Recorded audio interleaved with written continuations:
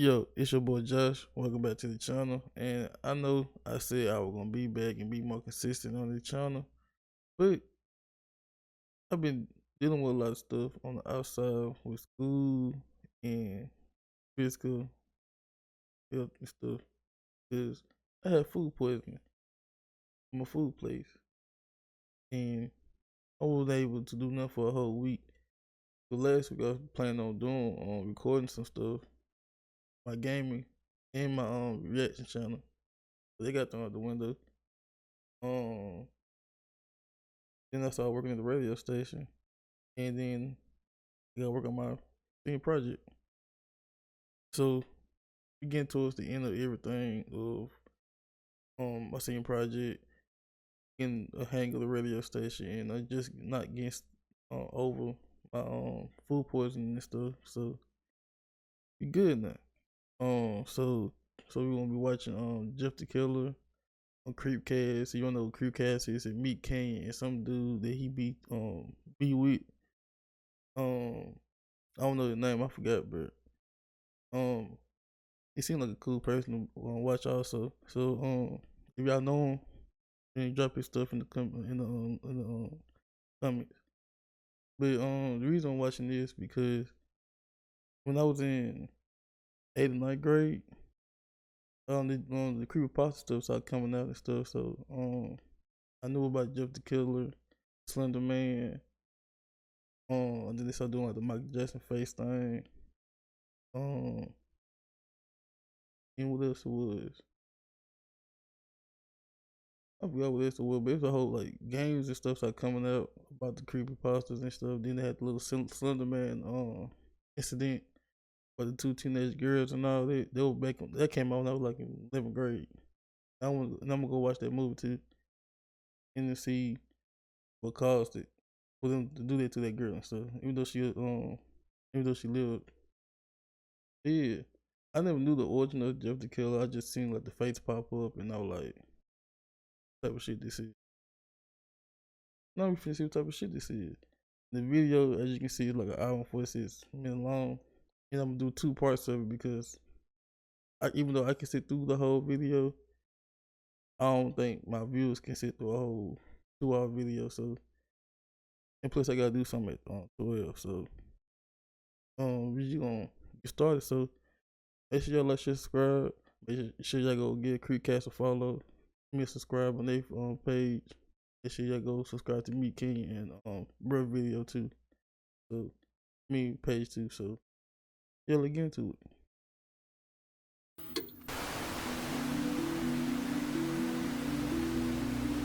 I'm also getting my feedback too. I watched the video already, but I want y'all to see my reaction to it. But at least everything else I'm gonna watch in the future gonna be brand new, so you know. Welcome back to Creepcast. We are talking about one of the OG classics. I couldn't find an official date. There's been some speculation of when exactly this thing was live or whatever. I don't know. But today we're talking about Jeff the Killer. Which, if you haven't heard of Jeff the Killer, you've probably seen this image here. I feel like everybody on the internet has seen this image at least once. One of the most classic internet images of all time. It is. For sure. It's a good one. I like it. You know, it's one of those, it's a nice blown out image. You know, it kind of works in a bunch of different ways. I feel like it works in some comedy memes while also being a bit spooky. It's a jack of all trades, which I enjoy. I'm jumping the gun a little bit on the analysis, but I truly think the most impactful thing to come out of the entire story is that image. It is probably the only positive, if I'm being completely transparent. Not just for Jeff the Killer, but for like where internet horror went as a whole. Like this was one of the first images that was kind of in that shaky, like found footage, there's something in my house tone, and that's like most of what, you know, internet horror became after that.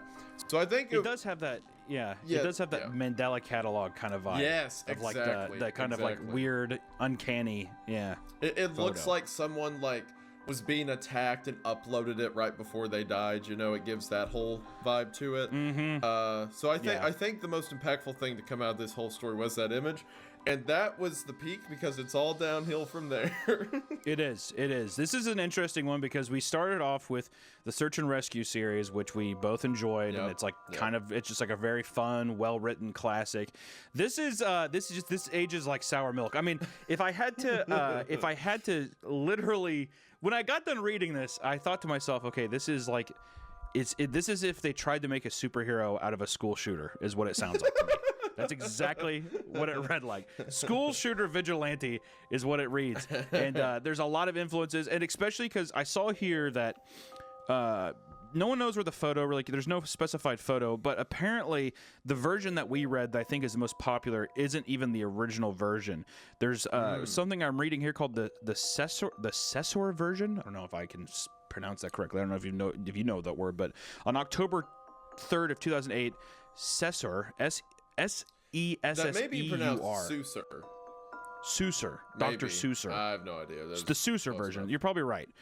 But that individual uploaded a video titled Jeff the Killer Original Story on YouTube, and that video predates the famous creepypasta story. So I'm guessing that the creepypasta story came out around the same time as that, probably in the 2008s, which if I'm also correct, around 2008 is when The Dark Knight came out, which feels it would be right. even more They got the high school like, I feel like they literally saw Heath Ledger's Joker and were like, that's the coolest thing I've ever seen in my life. Because it feels like there's so many call-outs to that in this story. But yeah, there's apparently the Susur version. I graduated in 2015. You know, there's some different kinds of delineations, some differences, but you know, the one that people, at least the one that I read, the one that seems to be more famous is the one that was re-uploaded or like the reboot or whatever of the original version, which is the one we decided to read together. But yeah, no, I mean, without further ado, I think let's just kind of jump into it. I am so excited. So yeah, it seems like, at least from what we can tell historically, there was a YouTube video uploaded, like a short little thing just to show off the face, to show that like it was creepy, whoever made it, and then the story got made like shortly thereafter to go along with the face and give it an explanation. That's what it seems like happened. To this day, it's a point of debate where the Jeff the Killer image came from. There's some people who say it came from, it's like this selfie a girl posted like early MySpace. Oh, I heard Kate Robinson. Yeah, you know the one I'm talking about, right? Where she's kind of in a dark room. But that's been debunked. There were theories of it being like a school project for a scary story, but then that's got debunked. Like it's still a mystery where the image came from, but it looks like it was the image and then the story got attached to it. And one of the reasons I wanted to talk about this today is Hunter and I were discussing like, what other famous early internet horror story should we cover? So a lot of good ones came to my mind, like No End House, The Showers, Baraska, and The Stairs in the Woods that we talked about last episode. So like, there's so many good stories, but then while we were thinking about it, I said, you know, it's a little disingenuous to say every single early internet horror story was good. Not to say it wasn't effective, because Jeff the Killer terrified me for months on end when that story came out, when I saw that face. And then as I was thinking about it, I'm like, man, I'm sure it is way worse than I remember. So to give some context, Hunter has compiled this document and like read the stuff to make the document out. I haven't looked at this story in over 10 years. So I'm so ready for whatever it's truly a yin and yang kind of situation of somebody who is going in already having dodged all the bullets, and now you're going in with, you know, hellfire raining down on you. So I hope you're ready. Yeah, I remember the broad strokes of the story, but like I said, it's been a while, so I can't wait for how terrible this is going to be. Yes, and without further ado, I will get us started in here. We also heard some feedback from your guys' stuff, so we will be reading directly from it and, you know, getting you all loosey and juicy in the story here. So, yes, here we go. The story starts with an excerpt from a local newspaper talking about how the killer is still on the loose and on the rise. Very little evidence has been gathered, but a young boy survived an attack from the killer and tells his story, which just, to me, was just kind of a funny way to start the story. It's all, because so many early horror stories did that, you know, like the whole they tried to do the cold open thing But the cold open is always just like, there's a death, someone died, and then it just jumps to something else. That is true. Yeah. Which I was gonna say, do you want to read as the young boy, or do you want me to read as the young boy? I'll take it. I'll take this one because again, this is like meeting a childhood friend, only to find out that he's like a crack addict now and like homeless. So like this is gonna be sad for me. A tale as old as time itself. Yeah, of course. The old crack addict high school friend story. We all know it. Of course. But like this story was one of like my first exposures to internet horror, and we see how that, lineage took place in my life. So this is going to be really depressing for me. So I'll go ahead and start. Grammarly's proactive, automatic writing suggestions are great, but sometimes you just want to tell Grammarly how to help. I had a bad dream and I woke up in the middle of the night, says the boy. Oh, come on. Well, first off, you got to give us more of a boy voice than that. Fine, if he's a little boy, come on now. I had a bad dream. Is that better? That is horrible. Okay, go back to the regular. But that's I had a bad dream. Oh my! I think I caught something when I went to the range day. Like one of the 800 influencers gave it to me. So yeah, you definitely got sick from one of the 800 influencers. Yeah, that or I got shot. I can't tell, but either way, the little boy voice isn't happening today. So we're going back to my first step. All right. Okay. All right. So I'm also holding the microphone closer to my mouth to blow out everyone's speakers. All right. I had a bad dream and I woke up in the middle of the night, says the boy. I saw that for some reason the window was open, even though I remember it being closed before I went to bed. I got up and shut it once more.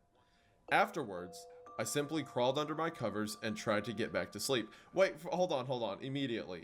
How old is the boy in this story? This is one of the most frustrating things about this entire thing is they do not give any ages about any of the fucking characters. All right, so let's say it's the kid who's like, I had a bad dream, woke up in the middle of the night. Let's be generous and say he's 10. Okay. I was gonna say 10. I think 10 is fair. 10's a fair point. Yeah, 10. 10 is a boy, right? That's a fair boy. Yeah, it's a boy. So a little boy. There's a 10-year-old who is speaking to the police about attempted murder, and he says, I got up and shut it once more. Afterwards, I simply crawled up. Like, could you imagine a child speaking this way? We can't. Afterwards, I simply crawled under my cover. Yeah, no. It doesn't work. No. And then it feels even weird where it's like a 19-year-old having this this kind of thing and referring to it as a boy. Yeah. I had a nightmare and I woke up. Yeah. Yeah. I got scared. I went to find my mommy. We can't do this for the whole thing because we'll be here all day, I'm sure. I just have a feeling. So that's my blanket criticism for the whole story. Children don't talk that way. Anyway, that's when I had a strange feeling, like someone was watching me. I looked up and nearly jumped out of my bed. There, in the little ray of light, illuminating from between my curtains. I'm just sorry. I just said I wouldn't keep criticizing it for that, but that's so funny. Illuminating from between my curtains. It's H.P. Lovecraft as a child. It's 10-year-old H.P. Lovecraft. Yeah. Illuminating from between my curtains were a pair of two eyes. It's like, how old are you? I'm 7. It's like, what's that actor Keith David with all the cool voices? This was Keith David. Oh yeah. I would love if this was Keith David's 10-year-old experience. I'm sure we could pay him for a cameo, get him to narrate the story. You'd have to think so. Yeah. Oh yeah. Yeah, that'd be a good use for podcast funds. Anyway, illuminating from between my curtains were a pair of two eyes. These weren't regular eyes. They were dark, ominous eyes. They were bordered in black and just plain out terrified me. That's when I saw his mouth, a long, horrendous smile that made every hair on my body stand up. The figure stood there, watching me. Finally, after what seemed like forever, he said it. A simple phrase, but said in a way only a madman could speak. He said, "Go to sleep." I let out a scream. That's what sent him at me. He pulled up a knife, aiming at my heart. He jumped on top of my bed. I fought him back. I kicked, I punched, I rolled around, trying to knock him off me.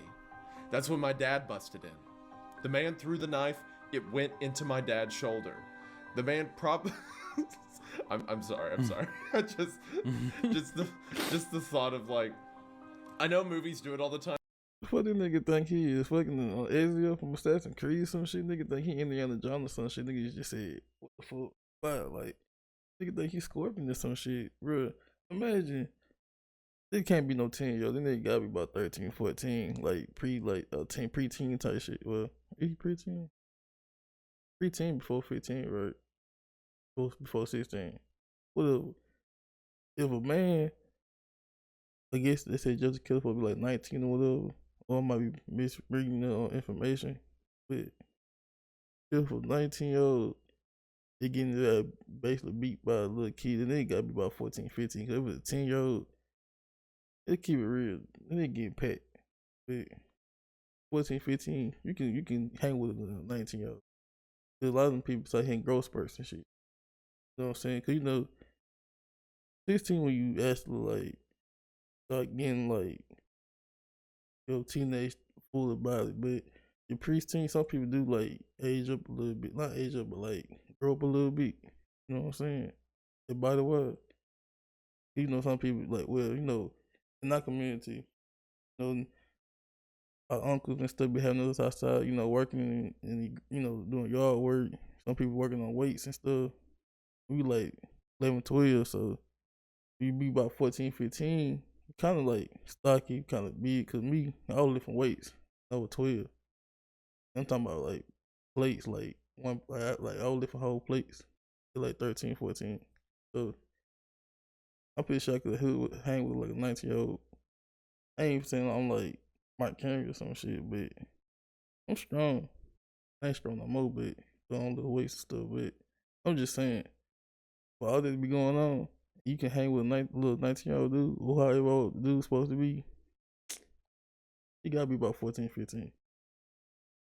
But for the dad to come in and Bridget said, just throw that beat like that in the shoulder, then he gotta be a damn killer for real. So I can get white night Jeff the Killer. Get shot out to my nigga Jeff.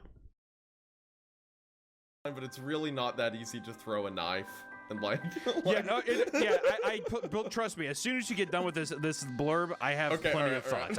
I can see like too, like that man probably got that bit like this. He had like the handle like this, and he just flipped that mug up at the tip of the knife and just said, You know how like them people be like you know how the folks be trying to make like the killer suit like super cool and shit, like he just slide smooth.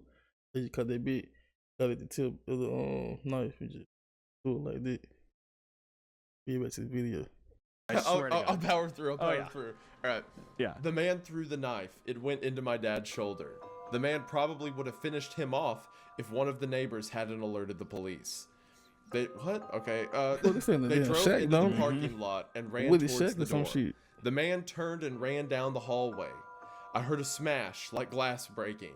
As I came out of my room, I saw the window that was pointing towards the back of my house was broken. I looked out it to see him vanish into the distance. I can tell you one thing, I will never forget that face. Those cold, evil eyes and that psychotic smile. They will never leave my head.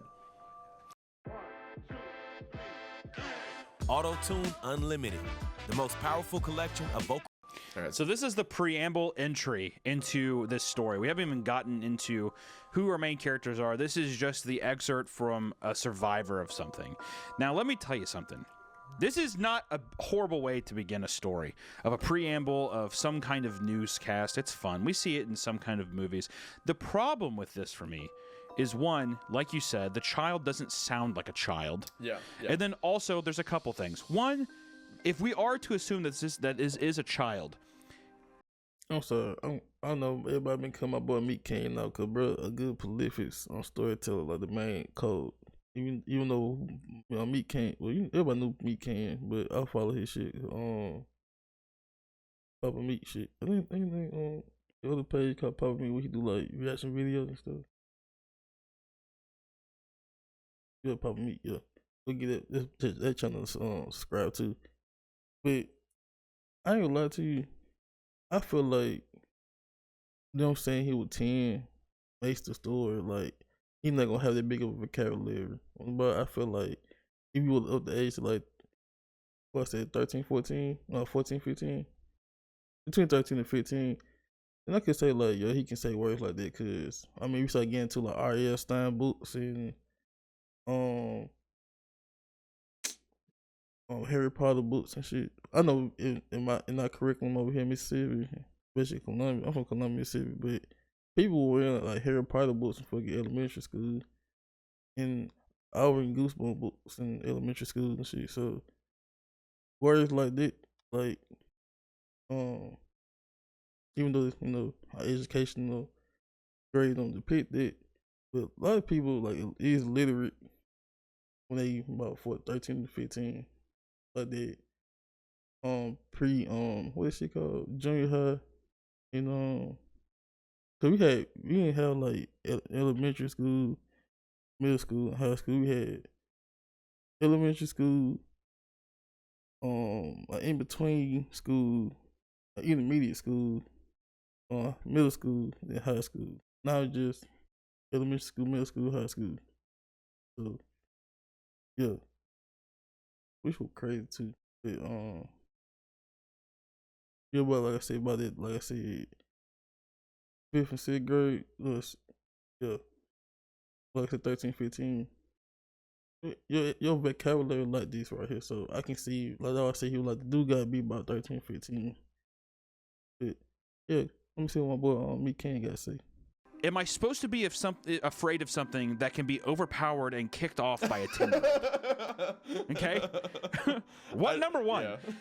And then number two, with the dad coming in, is it supposed to be badass that this smiling character can throw a knife to such a perfect degree and hit the dad in the shoulder? Like, is this now an action sequence?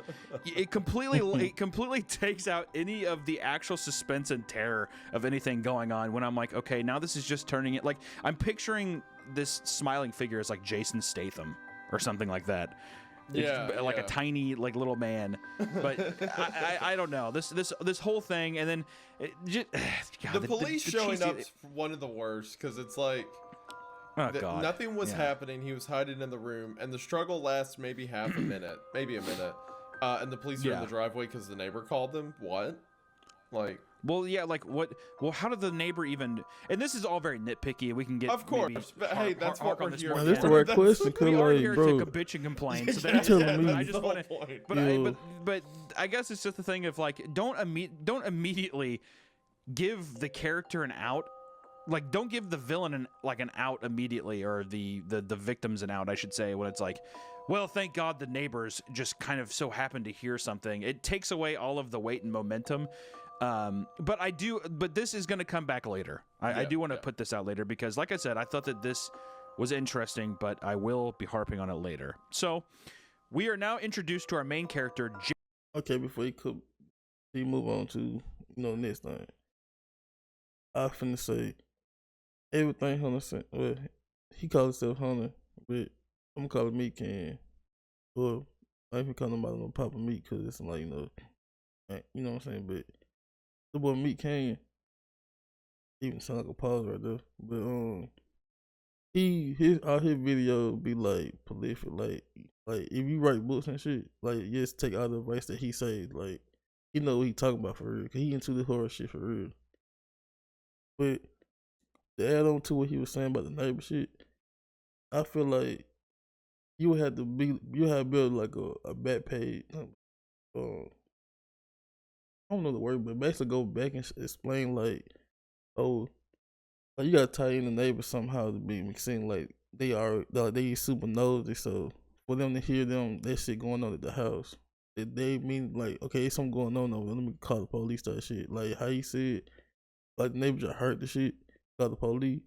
You just threw me in like a here you go type shit.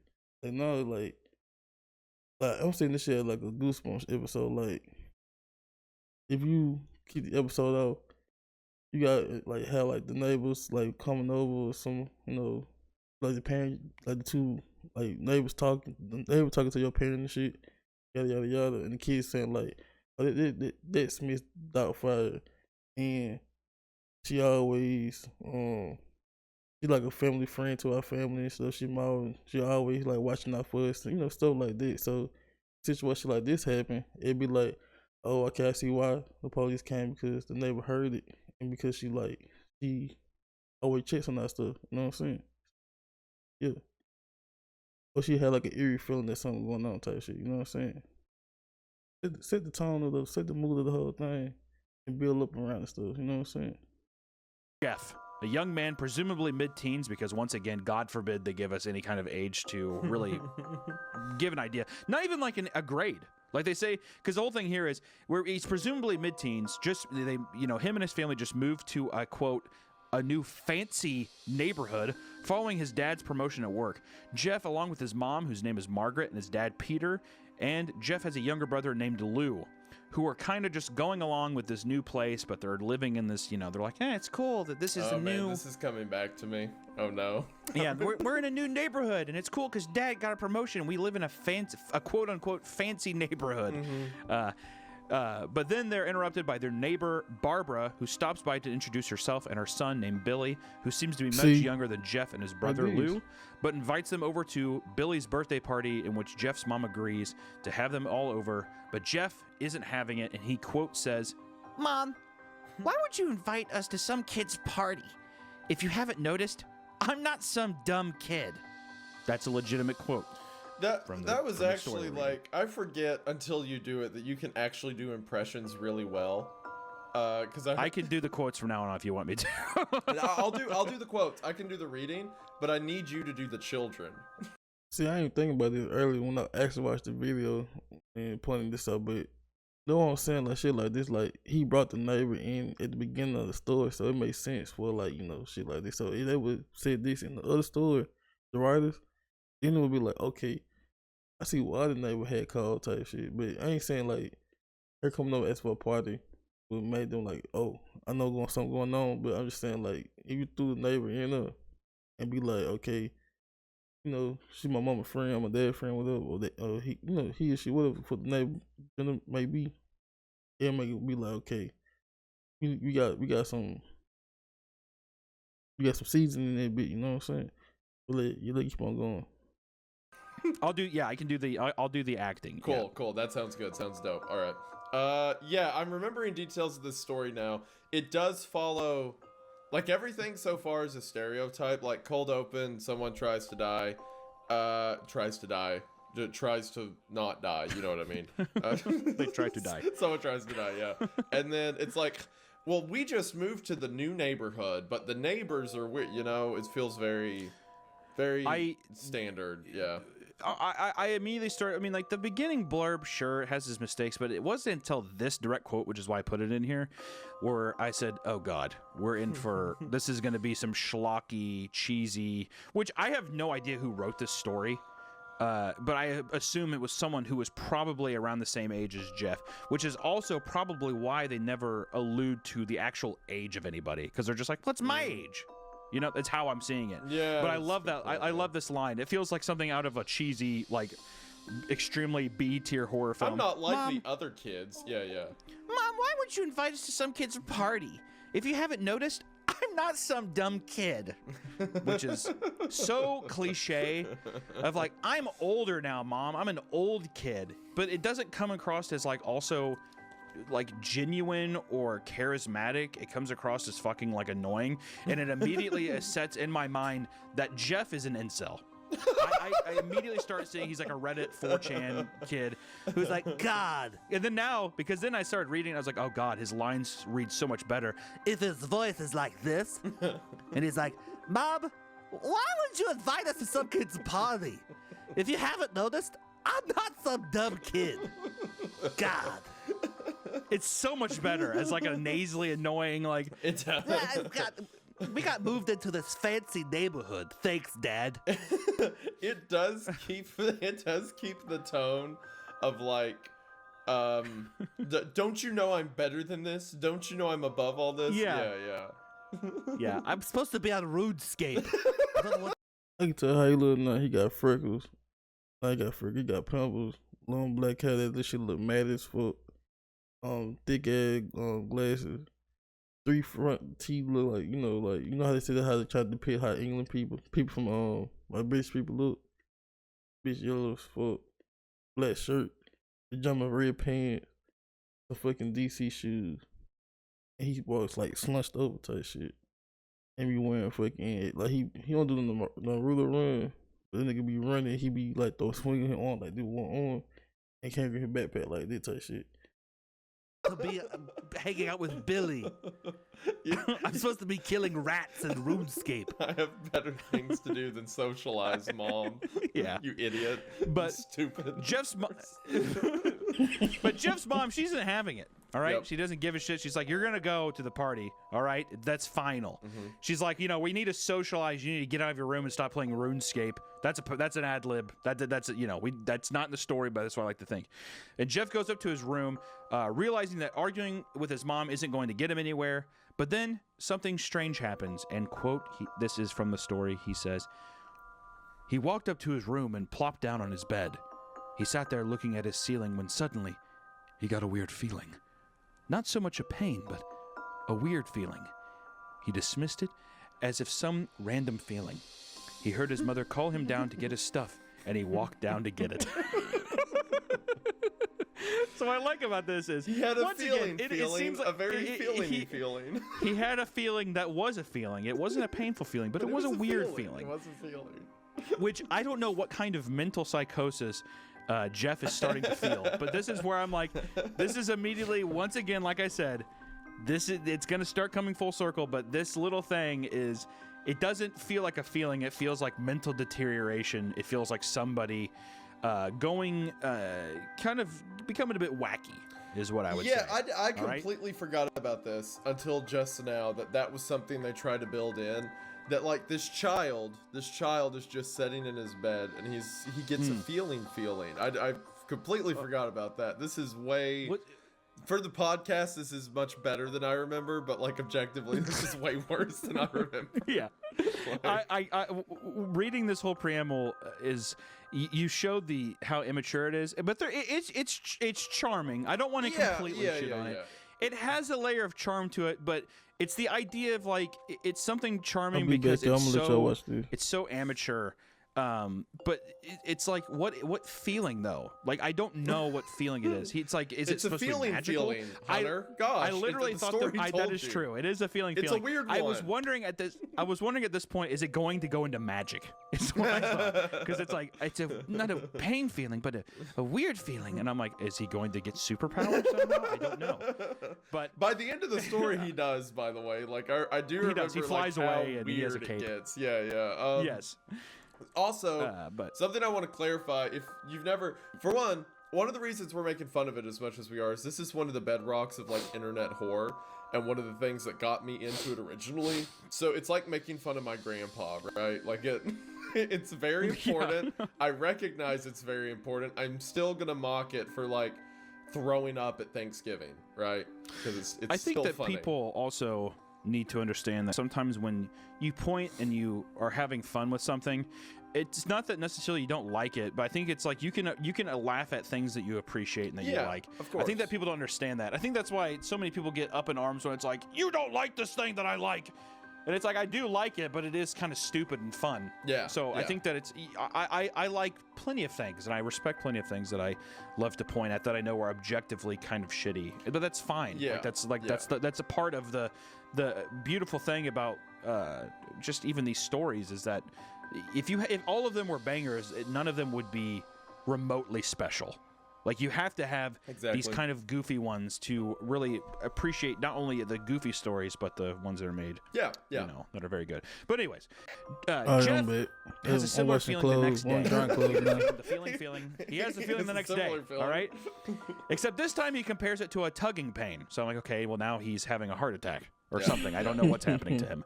But he dismisses it. Good man. You know, Jeff, he feels the pain. He says, whatever, I don't care. And Jeff and his brother finish their breakfast and go to the bus stop where we get maybe one of the cringiest antagonist intros ever, which is a boy named Randy. I have to do Yes, this and please do. Absolutely. Also, for everyone listening, if you think we're jumping because we went from a murder description at the beginning to this, that's how the story goes. This is the legitimate flow of the story. We have not skipped anything. It goes from someone almost dying to I'm not like those other kids, and then what I'm about to read, okay? Yeah. All right, so referring to the bullies at the bus stop. They sat there waiting for the bus, and then, all of a sudden, some kid on a skateboard jumped over them, only inches above their laps. They both jumped back in surprise. Hey, what the hell? The kid landed and turned back to them. He kicked his skateboard up and caught it with his hands. The kid seems to be about 12, 1 year younger than Jeff. We got an age. Okay, so there you go. We got an age. So Jeff is 13. Jeff's 13. Okay. Jeff's 13. Okay, cool. Okay. That makes this way worse for him. It does. It does. But continuing. The kid seems to be about 12, 1 year younger than Jeff. He wears an Aeropostale shirt and ripped blue jeans. So Jeff and his brother are at the bus stand, and then this kid in as described, an Aeropostale shirt and ripped jeans jumps a skateboard over them. Well, it looks like we got some new meat. It's a 12-year-old. It's a 12-year-old. Suddenly, two other kids appeared. One was super skinny, and the other was huge. Well, since you're new here, I'd like to introduce ourselves. Over there is Keith. Jeff and Lou look over to the skinny kid. He had a dopey face that you would expect a sidekick to have. See, this same face I think Jeff will have. See. That's pretty mean to just be like, he looks like a sidekick. You're a sidekick, Keith. You look just like a sidekick. He's like, really? Not how Jeff will sound to me too. And he's Troy. They look over at the fat kid. Talk about a tub of lard. That's not a quote. That's the story calling him a tub of lard. That's a legitimate quote. Yeah. From the story. Talk about a tub of lard. Jeez. The narrator had to be like, this kid was fat. Well, read the next line. This kid looked like he hadn't exercised since he was crawling. What? Why is the narrator telling us that? I'm really going to put into emphasis how fat this child is. Child obesity is such a... I feel like Lou wrote this story. Or I think the writer's supposed to be speaking from the mind of Lou. Because you gonna see why I said it in later on the story. But if I were to say it would come from a point of view. Problem in this country. You had to break character to explain to the audience how fat this person was. He's large. So large. And I, said the first kid, am Randy. Now, for all the kids in this neighborhood, there's a small price for bus fare, if you catch my drift. This 12-year-old's running a racketeering scam, if you catch my drift. Lou stood up, ready to punch the lights out of the kid's eyes, when one of his friends pulled a knife on him. Bro, what? Exactly. No. Exactly. Dude, I think I just remembered where this is going. This story's insane. When I read this at like 11 years old, this all made sense. I'm like, yeah, this is clearly a viable like story. This could happen. Take off. Okay. Yeah, it's hitting every possible cliche it can. It's trying to be 7 different stories. So far, it's trying to be. It's basically like. It starts off with a Jason Statham action sequence, and now it's veering its way into like It territory. Yeah, is what it feels like the weird like bullies who have like they're like speakeasy like 1950s doo-wop haircuts and knives, and they're riding skateboards. Yeah, and they're like tisk tisk tisk. You know what I mean? Like it's they literally pull a knife on another child. Yeah. Yes. All right. Which also, what child did you ever know growing up who had like a butterfly knife? What child at all did you know growing up threatened somebody with a knife that wasn't born in 1933? Yeah. I need to know. Bro, in Mississippi, bro, kids got knives, bro. I don't care what nobody say. I don't know why I said nobody say, but a lot of kids got pocket. Well, I was growing up. Like I said, I'm 27 now, but growing up around here, Kids had knives, like they had pocket knife, little knife, they like switch, like the little thing come up. He used to get it from their granddad or some shit, or their uncle. Yeah, a lot of kids had pocket knives and shit. He just came to take them to school too. So, in that community, I don't know.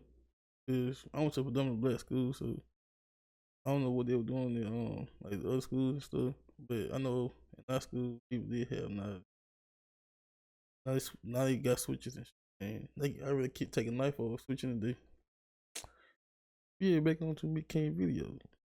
I have to know. I'll give you this. From East Tennessee, I knew a lot of kids had knives, like, because we thought it was cool. I was never in a knife fight. I never knew someone my age who got into a knife fight. No, they ain't had That's true. That doesn't happen that much.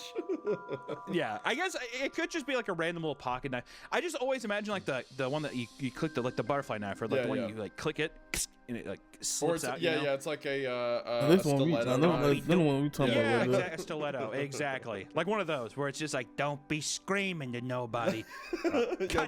You'll be sleeping with the fishes.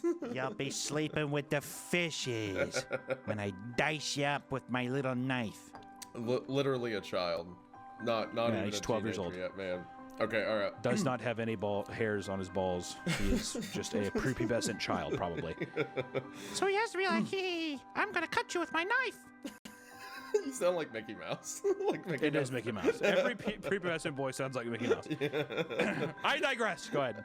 So, after he pulls a knife, he says, "Tis, tis, tis. I had hoped you would be more cooperative." Okay. All right. We're gonna be here all day if I don't power through, but oh my god. Yeah, we're gonna have to just power through. Yeah. I was hoping you'd be like he's a Sith Lord, like he's Darth Vader. I'd hoped you'd be more cooperative. I had hoped you would be more cooperative, young Jedi. Yeah, it's like Marlon Brando. Okay, all right. Yeah, Marlon Brando, like Christopher Lee. Yeah. Okay, all right. But it seems we must do this the hard way. The kid walked up to Lou and took his wallet out of his pocket. Jeff got that feeling again. There's that feeling. Mm-hmm. Now it was truly strong, a burning sensation. Kind of like, syphilis. He stood up, but Lou gestured him to sit down. Jeff ignored him and walked up to the kid. "Listen here, you little punk. Give back my bro's wallet or else." Randy put the wallet in his pocket and pulled out his own knife. Wait, I thought Randy was holding a knife. Oh, did one of the other kids have a knife? I think it was the other kid Okay, had all right. Pulled it out. Okay, yeah. All right. There's multiple The knives. fat one or the skinny one. Yeah. Gotcha. The sidekick or the tub of lard is the story called. Yeah. It's true. The dopey face sidekick, the genetic abomination, or the tub of lard. Yeah, you're correct. So Randy pulls out his own knife. "Oh, and what will you do?" Just as he finished the sentence, Jeff popped the kid in the nose. As Randy reached for his face, Jeff grabbed the kid's wrist and broke it. What the? Randy screamed, and Jeff grabbed the knife from his hand. John Troy Wick, and pre Keith John rushed Wick, Jeff, but Jeff was too quick. He threw Randy to the ground. Keith lashed out at him, but Jeff ducked and stabbed him in the arm. Keith dropped his knife and fell to the ground screaming. Troy rushed him too, but Jeff didn't even need the knife. He just punched Troy straight in the stomach and Troy went down. As he fell, he puked all over. Lou could do nothing but look in amazement at Jeff. What the? Once again, another amazing concrete action sequence of Jeff, the 13-year-old, getting business done, Luke Kane. basically. He's dodging punches, stabbing people. I mean, he spelled Lou like Luke Kane. Yes. This is also for supposed a to while, be. the kid, This the is Luke also, Kane once name again, was we spelled quote a L-U, fancy not L-I-U. neighborhood, and yet there's all these rapscallion and hooligans going on, like a 1950s doo-wop street warfare happening for some reason. There's a strong class system in this neighborhood. The children are left to the animals. They are. It is a literal Lord of Flies situation going on in this neighborhood. But they seeing the bus coming, Jeff and Lou, the brothers, they know that they're going to be blamed for the assault on these people, which, I mean, it is their problem, but there's good justification of like 3 people I pulled mean, knives yeah, on if us, someone but pulls a whatever. knife on you, I guess it's time to Yeah, I mean, go come to on. work, but you're also 12. They didn't know that they were getting ready to stab Jason Bourne, but still, they didn't. You know, what do you do? So they decided to run away. Jeff and Lou decided to run away. Only looking back to see the bus driver tending to Randy on the ground. The brothers went to school and didn't tell anybody what happened. And this is another little excerpt from the story. It says, all they did was sit and listen. Lou just thought of that his brother beating up a few kids, but Jeff knew it was more. It was something scary. As he got that feeling, he felt. God, here we go. Good Lord, dude. As he got that feeling, he felt how powerful it was.